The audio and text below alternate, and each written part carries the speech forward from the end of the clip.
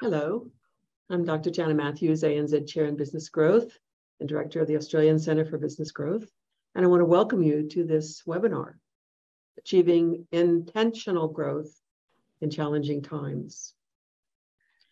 This is a give, if you will, of the Fast Movers program. Fast Movers SA is a program that identifies the fastest growing, the most innovative, and I'd like to think of the smartest CEOs of fast growing companies, small and medium enterprises in South Australia.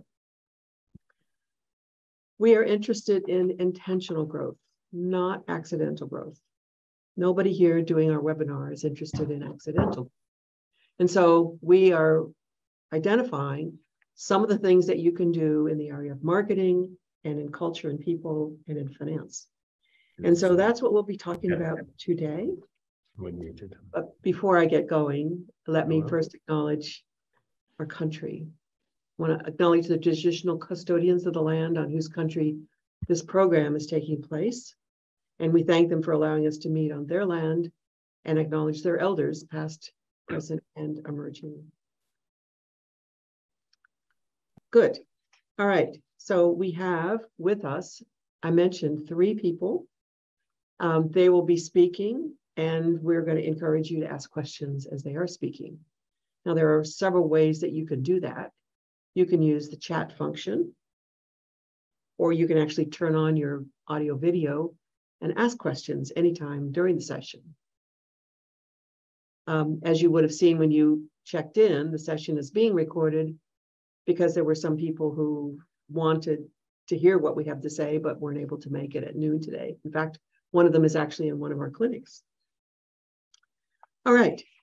Let me introduce to you then the people who are going to be on the panel. Scott Way, who is Director of BDO Industrial and Organizational Psychology. And Ben Ewan, who is the CEO of Market Ease Digital. And Ryan Williams, Playford Professor of Business Growth here at our Center for Business Growth at UniSA. So Scott, talk to a little bit about what you do, and then we'll move on to Ben, and then we'll move on to Ryan. Thank you, Jana, and welcome everyone. Thank you for coming along. I look after the industrial and organisational psychology part of BDO.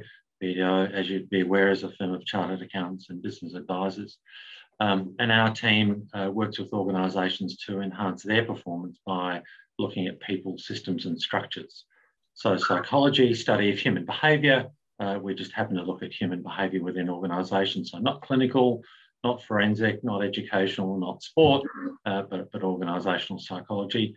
And very often, although I would freely admit my bias, we sort of trace our way back to people and say, well, if Fred or Mary could only switch on somehow, then their performance might lift. So that's where we fit. And we're a complementary service to the broader service offered by BDO. It's really interesting that you have actually extended and understand that finance is part of it, but not all of it in terms of building a successful company that achieves intentional growth. Ben, talk to us a little bit about how you started Market Ease and what you do and how you've helped companies on the marketing side. Okay, thanks, Jana. So I started Market Ease, which is it's a digital marketing agency. And what we do is we help companies leverage the power of digital media to grow with structure. And that's through a lot of sales and marketing. We've got a knack for solving business problems, but through the lens of digital media. And because I started in 2006, which is like 16 years ago, I started with no experience, no contacts, no nothing. So it forced me to have to be a sponge, be a learner, very, very big into professional development and always be better myself. So over that time, I've been able to really gain a knowledge around digital marketing, but also around business. And I think that's something that's really important, because now we're looking at digital marketing as a solution, but also understanding the different business industries and how the different contexts, how digital marketing fits into different contexts. And yeah, that's what we do. And indeed, it does play out differently at different stages of growth, different industries, and you'll talk some more about that in a bit. Ryan, a little bit about you as well. Thanks, Jana, and morning to everybody on the call and to fellow panelists. It's nice to see you all again. I am the Playford Chair here at the Australian Centre for Business Growth and have a 20-odd year career working in my own entrepreneurial environments, starting, growing and selling a business, and then a little later on working with private equity firms to help them scale up and exit assets that were in their networks before we moved out to Australia. And I had the good fortune to meet Jana over a cup of coffee, and we found a lot of alignment in our experience around what drives sustainable business growth, intentional growth over the long term, particularly with regards to how we help SMEs. And I think much to Scott's point earlier, the central role that structure and people play in making that a reality. And yes, it's been a delight to join the team and to be able to share some of the learnings and scars that I've gathered over the years. Thank you. Thanks. Well, there's a little sort of cameo of each of the people that you're going to be hearing from today. So let's start back from the external perspective, which is marketing, customers, and sales. It's hard to have a company if you don't have customers. And even if you have customers, if you don't know how to reach them, then that makes it very difficult. So, Ben, you mentioned that you sort of learned this as a beginner and you were sort of self-taught in this whole process. So talk with us some more about how that happened and what you've developed and what you actually understand and share with your customers in terms of how to think about markets, customers, and how to reach them. The beauty of what I do is that we get to work with a lot of companies that have a decent, sizable budgets for advertising. And that allows us to learn a lot through our journey. Through the 16 years of millions and millions of dollars of advertising, we get to know what works and what doesn't, especially for different industries. Mm-hmm. And what I've found when it comes to smaller businesses is that a lot of the small business owners start off as technicians. So they didn't start off as business owners. They've got a passion for what they do it really well, and they know that there's probably people that are willing to pay money for what they do. And so because they do their craft really, really well, the work is of high quality and the word spreads, and that's how they grow. And there's not much structure in that. So what I've found is that when I go into a company, getting clarity is the first most important thing, understanding exactly what they solve and who they solve it for, who their target market is. But from that clarity, even getting a plan, a lot of companies that we work with either don't have a very well-established plan or don't have a plan at all. So a plan to how do you get in front of more of the customers that you're looking to target, and then a system for measuring. How do you measure the success of that? How do you know what's working, what's not? There's a fellow by the name of John Wanamaker. He's like the godfather of advertising, and he says along the lines of 50% of my advertising goes to waste, and the other 50%. The only problem is I don't know which 50% they are. And the beauty of digital marketing is everything can be tracked. And so we've got clients that have both bricks and mortar businesses as well as online businesses. And we can track everything. We track from the ones that have multiple stores around the country. That's the value proposition, where a lot of the competitors were mainly online, and they were able to say, we've got hundreds of different stores around the country. What they sell is pretty technical. If you need to talk to somebody else, an expert, you can come. There's a store just around your corner. You can come talk to an expert and they'll give you really good advice. So we can't just measure. We can't just track based on the sales from the website or the inquiries from the website or the phone calls, but we're also tracking things like how many people are visiting the stores, how many in-store visits are there, the campaigns generating, things like that. And that's the beauty of digital marketing. It allows you to track a lot of these things, whereby it used to be very, very difficult to track traditionally. And then once you've got a system for measurement, then it's just about how do you scale that, right? So you can, yes, you might be able to acquire a lead at $10 per lead at a very small volume. But what happens when you go from 10 to 100 to 10,000 to 1 million? How does that scale? And that's what we look to solve for companies, and that's we put structure in place to help companies solve that very same problem. So talk a little bit about how you help people find the right kind of customer to target with their social media marketing. So understand that not everybody's the same. There's 5 levels of awareness. There's the people who are completely unaware. They don't even know they've got a problem, right? There are people that are problem aware. They know they have a problem. They don't know what solutions are out there. And there's people that are solution aware. They're aware that there's A, B, C in terms of different solutions, but they don't know about your particular solution. And then there's product aware, people that are aware of your brand, people that are aware of your product, and people that are completely aware, which is the 5th stage, which is basically people that, your customers, your loyal fans, your raving fans. And treating them the same in the same bucket doesn't make sense. So what we do is we try to identify, okay, what sort of characteristics indicate what stage of the buying journey they're in. And how do we communicate effectively to these segments of people so that we can influence that buying journey? And a lot of what we do is around, let's not put the platforms as the channel. So don't think of Google or Facebook or LinkedIn as a channel, which is what we used to do. Now we put the person as the channel. What changes? Because what we realize is that the average Australian uses multiple devices, they're on multiple platforms. It doesn't make sense to put the platform as a channel. What if our marketing evolved around the person? And so now, regardless of what device they're using, what platform they're on, we can identify exactly what they've done, where they are in the buying journey, and what messages would talk to them a lot more. That sounds very much like personalized marketing. It is. Yes, right. Which is something that us certainly having digital enables us to do much better. But finding and getting close to your customers, and then of course having them, trust you enough to serve up the messages that are the ones that they're looking for, and believing in you as a trusted source is also important. Yeah. And it used to be that we just use our expertise around these things, and it's all the IPs in here. But what I've learned along the way as we grew is that it's not very scalable. I can't depend on the genius in here. There's a book called Outliers by Malcolm Gladwell that says, spend more than 10,000 hours on something. That's what it takes to master an art. Now, what we found is that, okay, once we've mastered that art, and that art, it continues to develop over time, but how do we move that into structure? How do we move that into a framework? And that's what I feel we've done really, really well, where that genius inside my head, inside of some of the leaders inside of our organization, that IP has been translated into a framework where other people can apply and can use and get very, very consistent results from it.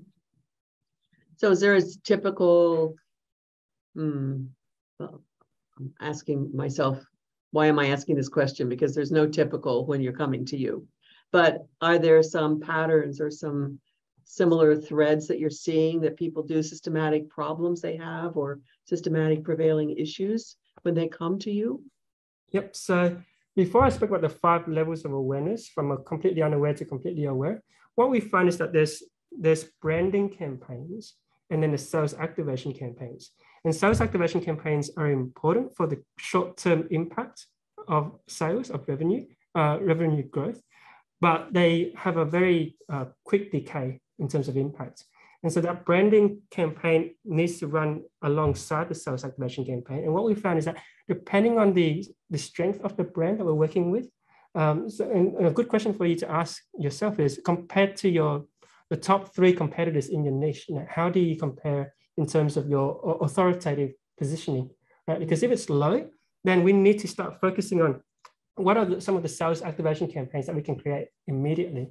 Because the first 6 months, it does take more than 6 months for the branding campaign to really catch up to the sales activation campaign. But the branding campaigns are more for long term. And so what we generally do is we work from the bottom to top. So we work on the people that are most aware, people that are product aware and solution aware first, to get people that are in the later stages of buying journey, because they require a lot less effort and a lot less capital. And then we work our way up to the people that are problem aware and the people that are unaware. And then we create a branding campaign to help improve that brand equity, because we know that familiarity equals trust, right? So we know that once we get the brand up, And there's ways to measure that using digital devices, by the way, digital platforms. But once brand equity goes up, everything else follows as well. Your click-through rate goes up, your conversion rates go up, your cost per acquisition goes down. There's a whole domino effect. Mm. So trust is incredibly important in everything. And Scott, if we think about that in terms of the organization and the people, the people who can trust the brand, people who are willing to come work for you because they trust you as the leader and believe in the brand and believe in the mission. Talk to us a little bit about your people and culture and the importance of that in building a company for intentional growth. And well, you've introduced it very well. So today I'll sort of touch on how do we build the organisation intentionally. That's the sort of thread that's knitting together the three speakers. And so rather than the accidental growth or serendipitous growth, it's more about, okay, what is my plan to grow? Now, to begin with my psychologist hat on, that can be a bit of a change of headset for the founder, for the owner-operator, and does require this word that typically Australians are not that keen on, and that is discipline. But the sort of discipline to sit down at a desk or a kitchen table and think about, well, what am I trying to do here? How am I trying to grow? And one would hope that there's some sort of strategic document in place. Now, it doesn't have to be a grand plan. It doesn't have to be a sophisticated plan. It might simply be some sort of sketches, in a sense, on the back of an envelope. But what is the plan, rather than just saying, well, tomorrow is going to be exactly like yesterday or today, and you're sort of living a day as if it's on a treadmill. It's stepping off that treadmill and saying, well, what are my plans for growth? So once you've got that strategic plan in place, and if you imagine that as a house or some sort of physical structure, then a supporting foundation for that will be some sort of people and culture plan. Now, I'll talk about both in turn. So this is one of the planks or the pillars or the foundational documents that you would hope to see in a business that's trying to grow, just as Ryan will talk to you about some sort of budget and some sort of financial plan. Ben's spoken a little bit about the sort of marketing elements. So if you can imagine sort of these pillars being driven into the ground that support the superstructure, i.e. the strategic plan, then the people and culture plan is one of those. So with that in mind, then how many people do you intend to recruit? What are the type of people that you would hope to recruit? And starting to think a little bit about, well, who do I want to surround myself with? Is it people like me? Is it people who are different from me? Is it similar skills, different skills? Now, again, this is not necessarily rocket science, but it does require certainly a dedicated hour or 2 or 3. Frankly, the more you can invest in this, the better. And maybe some of your key people are with you in that process of talking and kicking around on a whiteboard or on a sheet of paper somewhere saying, well, actually, what are we trying to achieve here? Rather than sort of waking up one day and realizing that you've built something, but it's not quite what you were intending to do. So this people plan would have these various threads to it. Would be, as I mentioned, the number of people and the type of people that you'd want to see in there. Similarly, you'd be thinking a little bit about how you might recruit and select these people, and I'll talk about how you might recruit in tight time. Someone's raised a question already around that. Thinking a little bit about how you might induct and socialise those people so that they're on or about the same page as you. Thinking a little bit about how you might develop those people from a beginning stage to a more experienced stage, but also thinking something around how you might progress their career, in part making sure that you don't lose any people, there's no leakage despite your efforts at the front end of the system.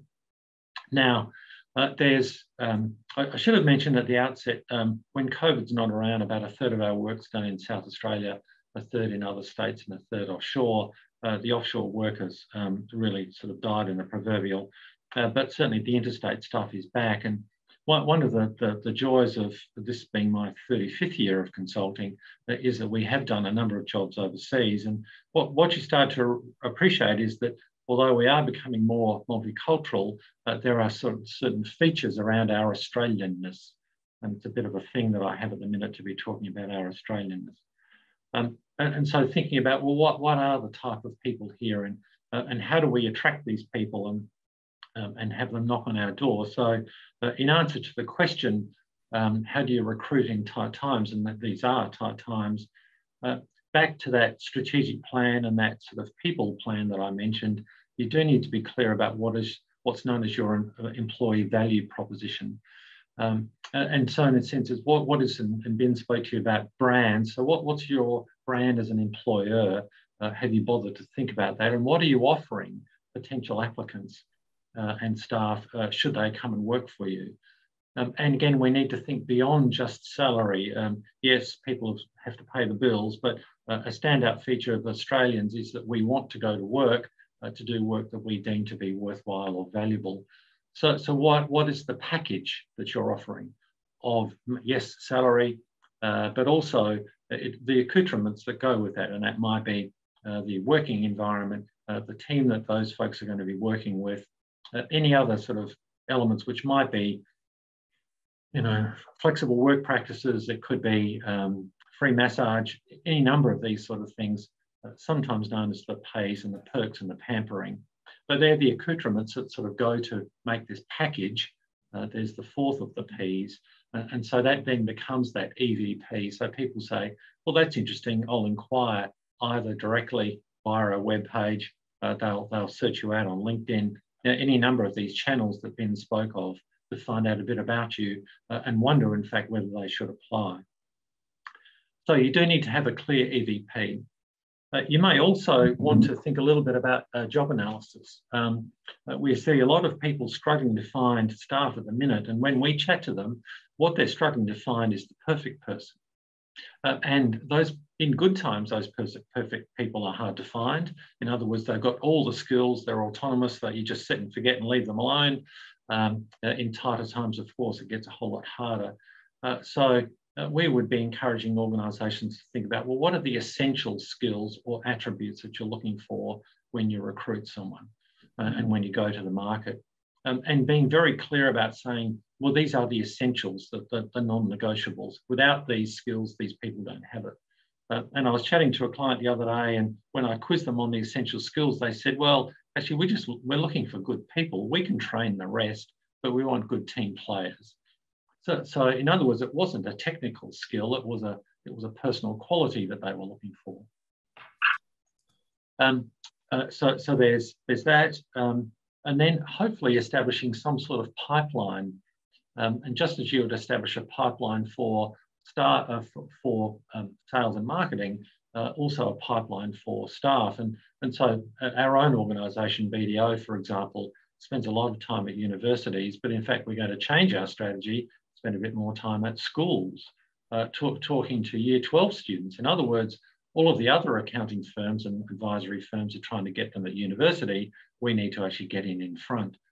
And so thinking a little bit about how you might grow these people so that they start to warm to your brand or your product or service. And so I've got to say, I'm not a fan of what I describe as lazy recruitment. Lazy recruitment is staff wanted, so there's a sign in the window. Well, organisations say to us, oh, but our staff are the most important resource. Then I say, well, why are you being so lazy about getting them? Get off your backside and invest a bit of time and thought and effort in nurturing these people if they are that important to you. There is a question there from Alan. I'll get to that in a minute, Alan, so just hang on a minute. And so once you've got that pipeline going, then we need to think about a multi-method approach of attracting people. Now that might be, yes, an ad in the paper, yes, a sign in the window, maybe some social marketing, so go and see Ben to help you brand the organisation so that people are drawn to you, but it might also be via networks. Adelaide is a very networked city, more so than Melbourne, more so certainly than Sydney. So have you activated the network and let people know? And most of us in the old Amway, people, they used to say we roughly know about 250 people. So is that network activated so that your friends and family and contacts know that you're in the market for good people? Whilst you're doing this stuff at the front end, please make sure that you're not forgetting staff at the back end so you're not getting that leakage. So I'll try and answer Alan's question here. What are your thoughts on share options or similar to retained staff? It's a bit of 6 of one, half a dozen of the other. One would hope that there's a qualifying period. You don't just sort of give these things away willy-nilly. But by the same token, you don't want people to feel handcuffed to your organisation. So yes, you do want people to be invested. I would contend that the investment probably needs to be, and I'm biased, would need to be psychological first and monetarily second. So people need to be invested in your product or service or brand or the cause of your organisation. And as a bonus, they're rewarded with some sort of options. My only concern with some of this gear, and the research is overwhelming, is that as soon as there's some sort of scheme in place, then people start to game it. And you just got to be a bit careful of that. So I'm not anti, but I'm more concerned. For me, that would place greater emphasis on making sure you got the right people on the bus, rather than just sort of any old person on the bus. You may in fact be inextricably linked to each other, and that could be a marriage made in hell. I'll just spend a few more minutes, if I can, just talking about culture plans, given that it's under that rubric of people and culture. The bottom line, folks, is that you absolutely have to have a culture plan. Why? Well, all organisations develop their own personality, just as children who are born eventually develop their personalities that are unique. Organisations develop these personalities. We call it culture. So you need to be shaping this like a potter. And so step number one is really being very clear about, well, what are the current hallmarks of the culture? What are the good bits of the culture that we want to retain? And again, sitting down with your colleagues to sort of literally, in my world, we would call that an operational definition. So what's an operational definition of the culture? How would we describe it? The good, the bad, the ugly. Well, we want to keep the good bits. We can't simply dispose of the bad bits, so we need to sort of turn them down a bit like a volume knob. But then we need to be thinking a little bit about, well, what are we trying to build? And you might have half a dozen, 6, not too many more, maybe 8 of these sorts of things, and they become central to your culture. Corresponding with those things, so you need some sort of behavioural descriptors that says, here's what it looks like on the ground. So you codify that culture and then you publish it. And you publish it in things like posters, not that I'm a fan of those things, but it's got to be publicly displayed somewhere. You also need it needs to be in job and person specs. It would need to be in a performance review. You might even include it in an advertisement or on a website so that people, when they join your organisation, understand the culture that they're signing up to. And folks often ask us, well, what's the best culture? Well, I can't actually give you an answer to that because I can point to some cultures that certainly are not my cup of tea.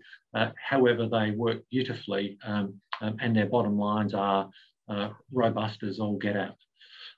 Conversely, there would be some cultures that would appeal to me that may not necessarily appeal to you. So culture can be anything that you want, really. Now, I am a bit of a humanist, so I would want it to be erring on that side of the ledger. But again, I've seen some very brutal cultures and they work okay, depending on the metric that you use. If the culture is important to you, it needs to be included in a staff survey. Hence, I'm not a mad keen fan on off-the-shelf survey products because it often doesn't allow you then to include that sort of cultural element.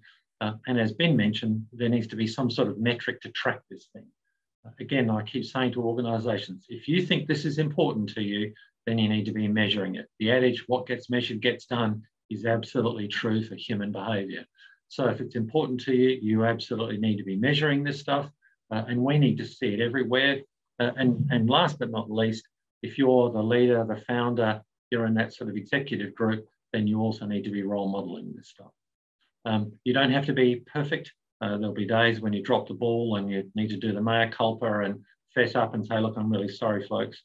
Get back on the pony again, and then away we go. But you need to be a half-decent role model. You can't sort of say one thing and expect others.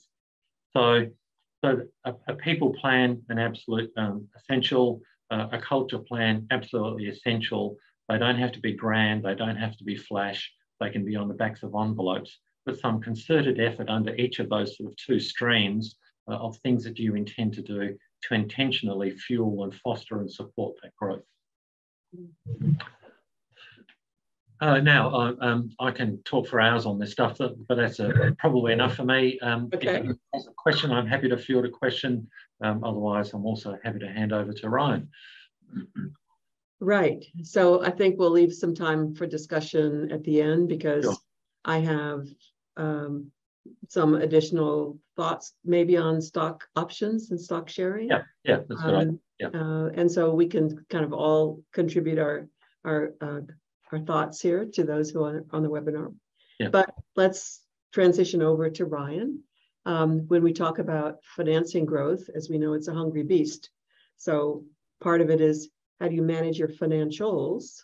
And then how do you look at the options for financing your growth? So talk to us a little bit about how to do that, and do that for intentional growth, Ryan.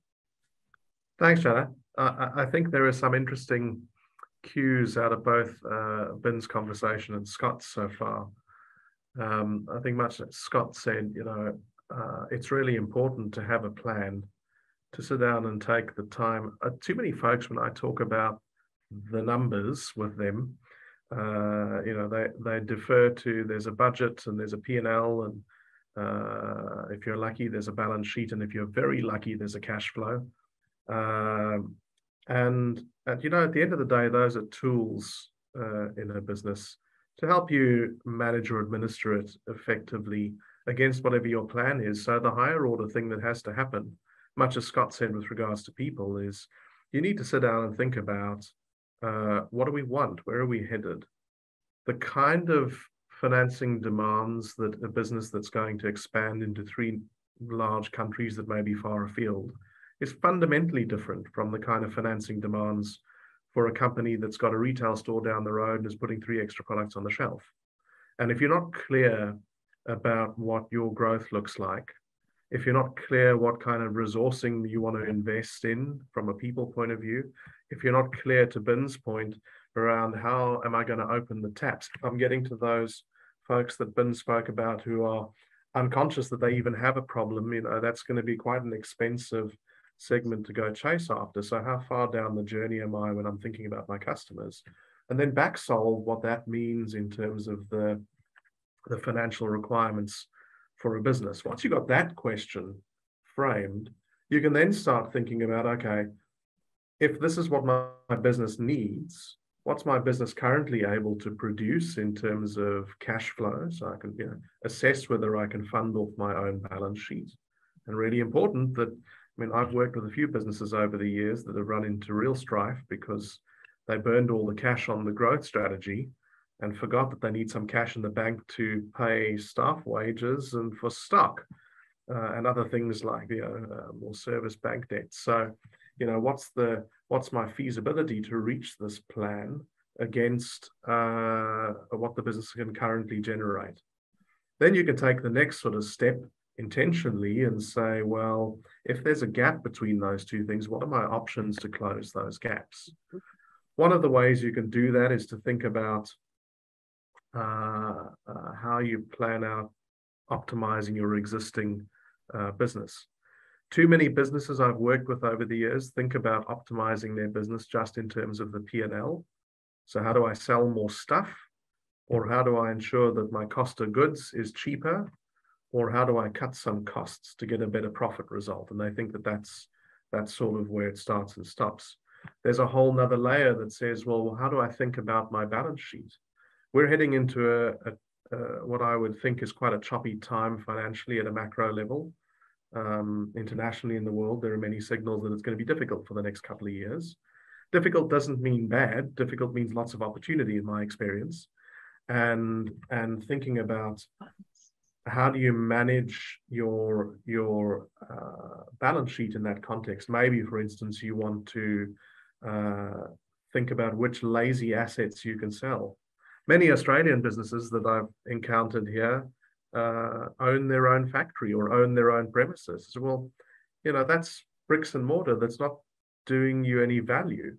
If you need some extra cash in the business, why not look to sell that, get the cash in that way, and then rather just lease it back, because you might get far better growth returns out of deploying the cash into growing the business as opposed to just owning the plot of land. Now, of course, all of that needs to be decided in the context. I'm not saying that we should do that, but it's one of the options that you can think about is look at what assets on your balance sheet are lazy. Another thing you can think about is how much longer can I sweat the assets that are on my balance sheet? So as opposed to spending money replacing existing plant and equipment, perhaps there's a way to let those run for another year, keep your repairs and maintenance going on them, and deploy the cash that you would have used to buy a new truck or a new vehicle into doing something else to grow the business. And again, you have to have a plan to understand how to do that. And then how do you think about managing your cash flow to help fund your growth? So what are you doing in terms of really bringing your relationship between debtors and creditors to life, those that owe you money versus those that you pay? Can you go back and renegotiate the payment cycle terms with some of your key creditors in order to unlock a bit of extra cash flow that you can use to, I don't know, buy in extra stock because there's more customer demand than what you're able to service at the moment from a stock point of view? So you can very deliberately plan how you work through your financial statements. So there's all of that sort of, I guess, in-house tooling work that you can use to capacitate hiring people, as Scott would say. And what resource do I need in order to make more stuff or deliver more service? Well, I've got to fund those people from somewhere. And typically I'm funding them in advance of getting the revenues in. So how do I tweak my own business? And in Bin's case, if I'm going to expand my demand from a revenue point of view, what am I going to do to go and ensure that I have the cash to market properly? And I guess, that's all navel gazing. That's all just looking inside at the business. You then have the other options where you look externally. And I probably also want to venture a thought on share options for staff, because that would probably be in the same picture. So externally, you fundamentally have two ways to think about financing growth. One is to go and borrow the money from somebody, and one is to sell a chunk of your business to somebody, an entity. If you're going to go and borrow the money, you need to be really clear about the affordability of any money that you borrow. So it's really worthwhile, as somebody once said to me, and I know Jana and I have had this conversation in the past, the best time to talk to your bank about what your business does is not about 15 minutes before you need the cash. In fact, about half an hour ago is a really good time to be chatting to your banker to say, hi, this is who I am, this is who the company is, this is what we do. Here are some of our thoughts and plans and suggestions, so that you can socialize the journey. People that know you are going to find it far easier to digest the financial statements, the opportunities, the contracts, whatever it is that you're building out when you go and sit with them to look for external finance. The same is exactly true when you're courting outside investment. Some of the most successful deals in companies that I've been involved in the sales process have been bilateral agreements with folks that we built up a relationship with over time, typically strategic buyers. Strategic buyers and investors will always provide greater valuation. So if you're going to sell a part of the company to a strategic buyer, you'll typically get, not always, a slightly better return than if you were selling a chunk of the company to whoever. And this is where I wanted to touch on the share options for staff. If you're going to give away a piece of the business to a staff member, I think to Scott's point, that emotional engagement is like as giving away a piece of the company to a strategic investor. There are people who are going to give you better impact because they care deeply about what you do. There are some real considerations before you set up staff schemes. You need to know what the medium-term plan is for your business. If you have a medium or long-term plan to exit, sell the business, or to IPO the business, you need to think about what those staff incentive schemes look like in the context of needing to liquidate them down the line. If you're planning to sell equity in the business down the line, what does that mean for those staff shares?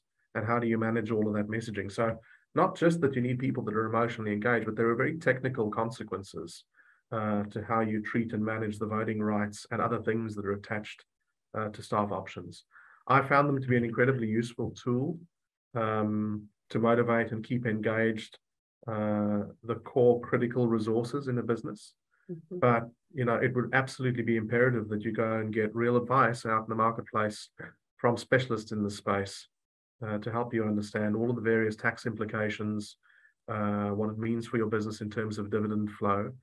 For instance, if you've let go, let's say 10% of your company to staff, what happens in the context that you need to go and buy a new big truck or big piece of machinery?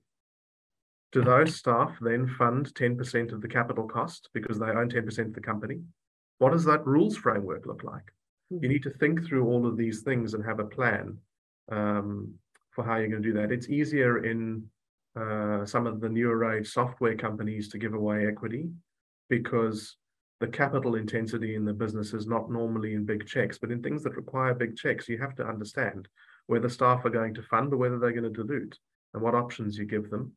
And also in terms of future trigger events in the business, what are the implications for those folks if you're going to sell the business? Do they just have to sign or do they have a right to vote? At what level of voting? What do your corporate governance documents look like that say this is how different decisions get made in the business? So it's a complicated area and requires a lot of thought as opposed to perhaps just the generosity and of nature to say, well, everybody should own a piece of the fun in this company. And as I said before, I've had some very good successes personally with this, but I would be really clear with folks that you need to do your homework before you jump both feet into the space and make sure that you're going into your eyes open. And then just a side comment, Scott was talking about trying to delineate your culture. I think he made a really good point earlier on about companies out there looking to recruit the perfect staff member. I would say there's several companies that I've met with over the years who are trying to chase the perfect culture. And one needs to, I think, exactly the same way as what are the essential bits. You need to think about what are the essential bits of your culture. As Ben had spoken about in the marketing space, what are the essential bits in the marketing space that you're going to chase? I just wanted to add those as little addenda. And I guess I'm just looking at the time. I should probably stop talking about the finance piece and what you can do. So the summary for me is have a plan. Remember that your financial statements are tools, not your masters. 3 is that you need to think about things beyond just your P&L. Think about your balance sheet and your cash flow and how you can optimize those. And then if you're going externally, that think about this is the stuff that you need that you might have in the debt space. This is the stuff that you might have in the equity space. Probably didn't chat enough about the equity options, but happy to take questions or pick up with folks after the fact. And then lastly, as I said, think about in the share engagement space for staff, think very carefully about some of the permutations down the line. I'm shutting up now. Thank you. Thanks, Ryan. Yes, it's interesting to hear all three of you talking about, as we think about the holistic perspective of growing your business intentionally and doing so in what we call challenging times. As the American listening in on the conversation about stock options, we think about stock options perhaps differently. One thing I think about them is to get your employees to think like owners. That's one way for them to actually be able to own a little piece of the company. Second, of course, you would give them sparingly to people who match the culture, match your values, and performing at a very high level. But they do create a stickiness to the company. People are less likely to leave stuff on the table. And stuff on the table could be the option that will turn into actually a share down the line. It doesn't get vested for several years. They have to stay there and keep performing. So it's not like tomorrow they get the shares. If you're a very large company, you have to figure out, how do you create a dynamic where if somebody leaves, you buy the shares back? And then you can build those into agreements, and you can build on tag along and drag along rights, all those things in the stock shares agreements. But I've found it very effective for keeping the right people, especially in tight situations, perhaps such as we are now, where people are looking for companies they can believe in. They want to work with people who share their vision and their values. They want to work for a boss who's fair and who recognizes their work and their contribution. And so in the particular situation that we're in, I think the options are perhaps worth considering, but you certainly do need to work with a lawyer and set that up right, as both of our speakers have said. Okay, so we're thinking about back to Ben, and as Ryan did the long bow. So we're thinking about where you want to take the company. That's the plan. You think about who those customers are that are likely to want what you are offering. And if you find that what you're offering isn't quite right, you either need to change the offering or you change the customers, right? There's not a lot of in between here. So talk a little bit about what you've seen, Ben, in terms of people who've made some of the switches between customers, what they're offering, have made adaptations depending on the feedback that they're getting from customers. I'll give you an example of both, actually, about understanding of having clarity around the customers. So I'm on Green Hill Road, a few buildings down the road from here is a company called Travel Auctions. And what Travel Auctions does is they sell accommodation packages, right? And the whole business model is all around the top 50 bidders that bid for an accommodation package would get it, provided it's above the reserve price. And it's been 30-something years in business. They've grown their business through TV advertising. They spend millions every year on TV advertising. And they've got hundreds of thousands of people in the database of people that have actually bid in the past. What we did was that we started analyzing who their customers really are to get more clarity and see what sort of correlation we can find with other things that they may not have even thought about. And one of the things we found, which was really, really interesting, is that a lot of the people that were bidding on their accommodation packages at the time were also people buying watches or in the market for new watches. And at the surface level, we're like, how does that even work? So we put that across to them. And we're like, did you know that most of the people that are bidding on your accommodation packages, your 3 to 4 star accommodation packages, are actually watch buyers? And they weren't sure how that worked either. So we looked deeper into the database and we found a lot of the people on their database were between the age group of 45 to 55-year-olds. And what we found through our research is that people in that age group were much more likely to buy new watches than people out of that age group. And so having this clarity around that, we were able to bid a lot more strategically to get more of these types of people into the funnel. And then what they did was they also expanded their product range. So previously, they mainly sold 3 to 4 star accommodation packages. They expanded the product range to 7-star luxury accommodation packages around the country. And they told us, we've got these accommodation packages that are luxury 7-star accommodation packages in Queensland. Can we target some people in Queensland to try to sell some of them? I'm like, okay, let's just remove all assumptions and let's just do some initial testing. What we found is that the people that were bidding on the Queensland accommodation packages weren't actually living in Queensland. They were living in Victoria and New South Wales. But the difference was they were NRL fans. They were fans of rugby because rugby is a very, very big sport in Queensland. And so understanding that gave them a lot more clarity around the different types of products aligning with the different types of customers and how we can strategically attract more of these types of people through the top line. What I've found is also when it comes to a lot of the businesses that we work with is they focus too much on the front end transaction. And that offer of the front end may not always be profitable, especially when they've grown their business traditionally through word of mouth, which doesn't really cost much money. It just costs a lot of effort. Now that all of a sudden they had to spend money to acquire a new customer, so their front end offer isn't as profitable, and they're unable to work out how to turn that around.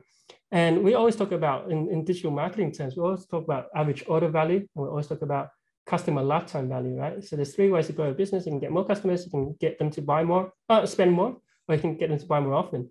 Like, how do we create back-end offers that make a lot more sense? And we've even looked at changing people's business models from just a transactional model to a subscription-based model, because we know then that the revenue is a lot more predictable. It's also a lot more scalable, and it's a lot more controllable. And so what we do when we work with these companies is always, okay, do we have a system to attract new people? Do we have a system to convert them to the buying journey? And do we have a system to scale them? And if one of those areas, each of those three levers, so to speak, has their own different frameworks. But if any of those frameworks are weak, like let's say the lifetime value of a customer is weak, then we look at how do we tweak that? How do we control that to make it more sustainable? Mm-hmm. Well, that's just absolutely fascinating, and especially that little case study. So, Scott, a little bit about some of the kind of biggest turnarounds that you've seen in some of the companies you worked with when the CEO finally gets the understanding of how important culture is and actually makes some changes, and what kinds of changes are the most impactful in creating the culture which will make intentional growth possible. Probably some of the most recent examples flow out of some of the larger corporates that we saw in the eastern states, and they emerged through some of those Royal Commissions, so the Banking Royal Commission, Aged Care Royal Commission, Disability Royal Commission, where CEs and chairs of boards were sort of put under the microscope, and those organisations were quizzed around what they did to manage culture, and many of those respondents were frightfully embarrassed when they said, well, either nothing or we don't know. So over the last half a dozen or so years, so certainly pre-COVID and even through the COVID period, we've seen a whole bunch of organisations, large and small, really get their skates on to literally prepare a culture plan. Why? Because there was nothing in existence at all. So yes, they had goals and KPIs and targets and all that sort of gear, but there was precious little to literally measure the culture, and to track it and to manage it and to shape it and to make sure that it wasn't developing three heads and breathing fire. And so we, for example, did a piece of work that literally we wrapped up earlier this week, where we were working with a financial institution in New South Wales, and thankfully they're only relatively small, but again, just zero culture plan. And what they were concerned with, interestingly, had to do with their risk culture. So they'd invested heavily in risk and had done, not a lot at all, to be honest, on the organisational culture side. And we said, look, one is a subset of the other, that risk culture is a subset of organisational culture. So if you're not managing this thing, then it's literally out of control. And some of the folks that we were dealing with in the presentation of the draft report, the sort of look of horror on their faces where they've been sort of looking at the micro without sort of considering the macro. So for me, the overwhelming message in culture, you must be doing something. And sometimes people say, well, what do I do? And part of me says, look, I really, frankly, don't care what you do. Just do something regularly each month that, at minimum, that reinforces who you are culturally, but also declares who you're not culturally. Now, that some of that gear could be formal, like a team meeting or a staff briefing, but some of it could also be informal, around celebration of someone's birthday or a shared lunch or whatever.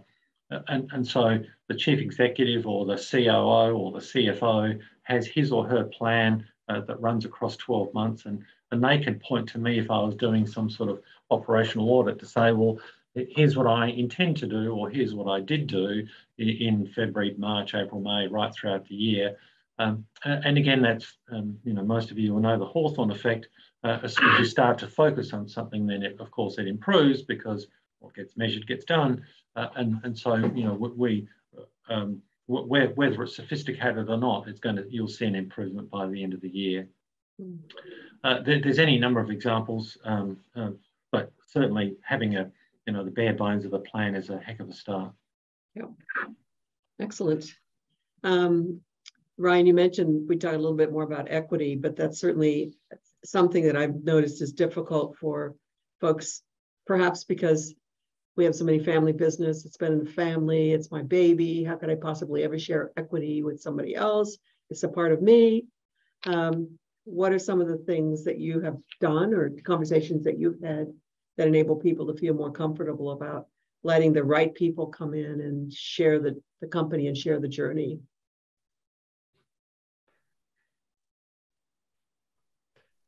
Probably should get off mute first. For the technically challenged, I think the key thing when you're thinking about equity relationships or bringing equity partners into a business is first and foremost goes back to culture. Right. You need to be talking to folks that, you know, so I'm firmly of the view not all cash is the same color. And so I think if you're not clear on your plan and you're not clear on who you are, and I don't, not necessarily in that order, but I mean, both of those things are pivotally important. It becomes quite difficult to identify who might be a potential partner in your business. That assumes that, you know, you've decided that getting an equity partner on board is the right way to scale. Some people are a little uncomfortable about the idea of, oh, I'm letting go of control, or, you know, I'm not going to control the culture. And my sort of watchword to them is, if you're thinking about intentionally growing an organization, and you've done the piece of work to understand what the requirements are to scale in people and in money, and you've recognized that you can't do it on the balance sheet as you have, then make the choice to find externalized funding. You either go to the bank, or if you go to an equity partner, remember that you would much rather own 10% of a $100 million organization than 100% of a $1 million organization last time I checked.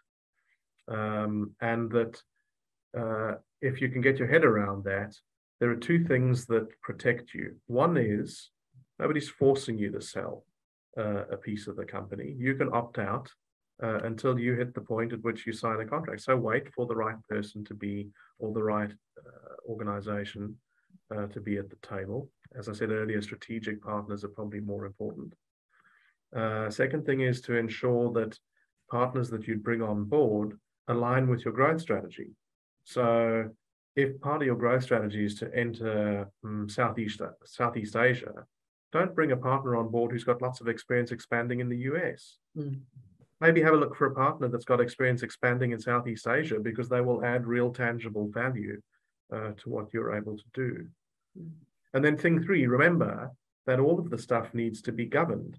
So again, get a specialist, get an attorney on board, get a consultant on board to help you map out your memorandum of incorporation, your shareholder agreements, the voting rights, so that when you do the transaction, you and the other partners around the table are 100% clear about what voting levels and things are required to make certain decisions. And that allows you to know what's still in your control and what needs to be consulted on. And it's okay to have to consult. Having more smart people around the table trying to solve now what is your collective problem is not a bad thing. Right. You don't have to paddle the boat alone, because heaven only knows being an entrepreneur is a super lonely and super tough journey. I know personally, and having other people in the boat with you is both rewarding and good for the business, good for the company and the people in it. Yes. So I can't believe how quickly this hour has gone, but at this point, we will have to bring this to a close. But I do want to thank you for attending, and also to tell you that we're extending the experience now. We're doing a Fast Movers face-to-face workshop on the 29th of September, where you can dive deeper into these key business growth topics and maybe some others that we haven't even touched on in this webinar. You'll get an evaluation form. Really encourage you to evaluate, and please register your interest in our face-to-face workshop as well. So thank you for coming. Thank you on behalf of BDO, Market Ease, as well as the Australian Centre for Business Growth, and have a great week.